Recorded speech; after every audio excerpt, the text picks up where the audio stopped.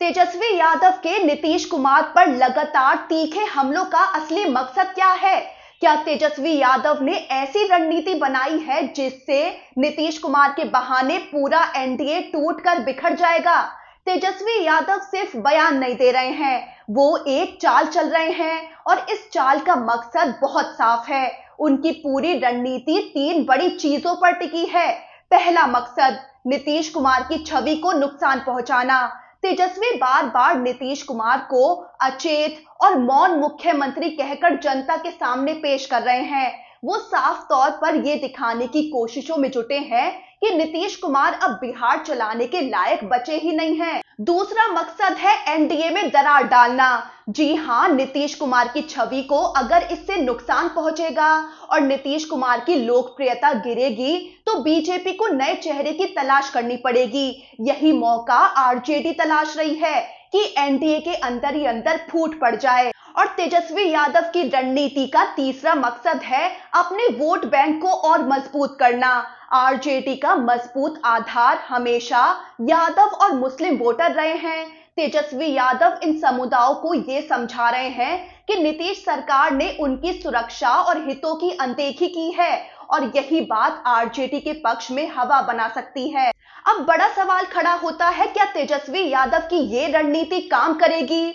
चलिए अब विस्तार से आपको समझाते हैं कि तेजस्वी यादव किस तरह नीतीश कुमार और एनडीए को कमजोर करने की जद्दोजहद में लगे हैं। तेजस्वी यादव ने हाल ही में पटना में व्यवसायी विक्रम झा की गोली मारकर हत्या का जिक्र करते हुए पोस्ट किया। उन्होंने पोस्ट में लिखा कि पटना में एक और व्यवसायी की हत्या हो गई। डी के टैक्स तबादला उद्योग प्रदेश की अराजक स्थिति का मुख्य कारण है। अचेत मुख्यमंत्री मौन क्यों है? इससे पहले भी 9 जुलाई को तेजस्वी यादव ने पोस्ट किया था जिसमें लिखा था कि बिहार में कानून व्यवस्था ध्वस्त है, मुख्यमंत्री अचेत अवस्था में हैं, अपराध बेलगाम है और सरकार में बैठे लोग ही अपराधियों को बचा रहे हैं। इन बयानों का मकसद सिर्फ नीतीश कुमार पर हमला नहीं है, बल्कि नीतीश कुमार की साख को कमजोर करना है। उनकी चुप्पी को तेजस्वी यादव बार बार निशाना बना रहे हैं ताकि जनता को ये लगे कि मुख्यमंत्री नीतीश कुमार अब स्थितियों को संभालने में सक्षम नहीं है। तेजस्वी यादव का ये हमला महज व्यक्तिगत नहीं है, बल्कि नीतीश कुमार की अगुवाई वाली जेडीयू और एनडीए को अंदर से कमजोर करने की रणनीति है।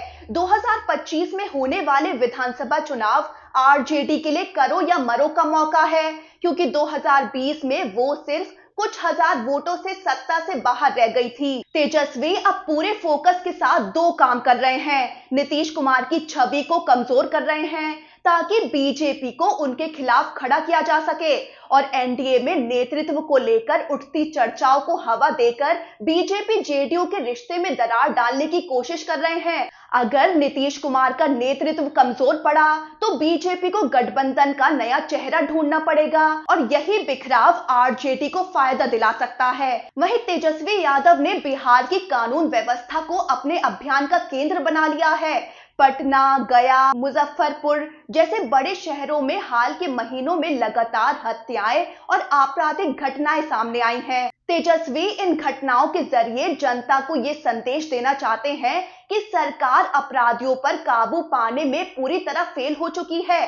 डी के टैक्स यानी पैसे लेकर तबादलों की व्यवस्था, तेजस्वी यादव का यही आरोप है कि पूरा सिस्टम भ्रष्ट अफसरों के हाथ में है। अब अगर जनता में असुरक्षा की भावना गहरी हुई तो ये आरजेडी को चुनाव में बड़ा फायदा दिला सकती है। उधर आरजेडी हमेशा यादव और मुस्लिम समुदाय का भरोसेमंद चेहरा रही है। तेजस्वी यादव नीतीश कुमार पर हमला करके ये संदेश देना चाहते हैं कि मौजूदा सरकार ने इन समुदायों के हितों की रक्षा नहीं की है। उनका इरादा साफ है, इस वोट बैंक को फिर से आरजेडी के पीछे मजबूती से खड़ा करना। साथ ही तेजस्वी यादव के युवा सोशल मीडिया फ्रेंडली इमेज ने उन्हें युवाओं के बीच भी एक नया चेहरा बना दिया है। बेरोजगारी, भ्रष्टाचार और कानून व्यवस्था जैसे मुद्दों को वो जिस अंदाज में उठा रहे हैं वो युवाओं को अपील कर रहा है।